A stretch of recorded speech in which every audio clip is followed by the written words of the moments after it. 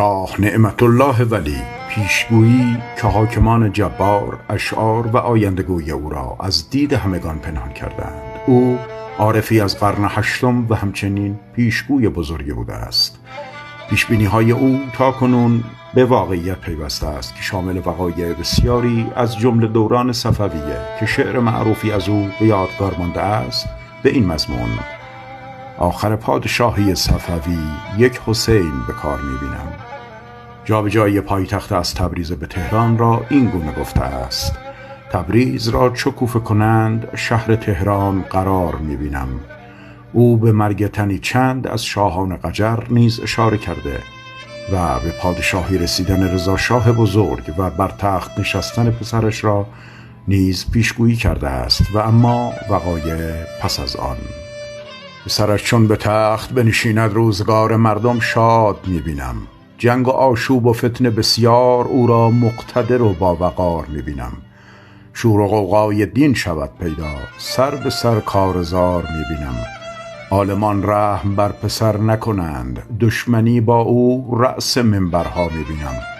جنگ سختی شود در میان، اشتباه بزرگ مردمان می‌بینم. تاج و تخت پایین کشند، جملگی مردم را در اشتباه می‌بینم. بیت قبلی اشاره به سال 57 دارد و نسل کور 57.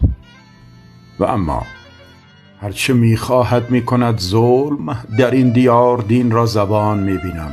برود از قلب مردم ایمان و شرع، از ظلم علما فقر زیاد می‌بینم.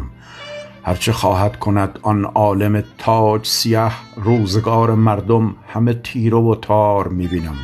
خود به دردی گرفتار شده، آخر قصه او نکبتبار می‌بینم.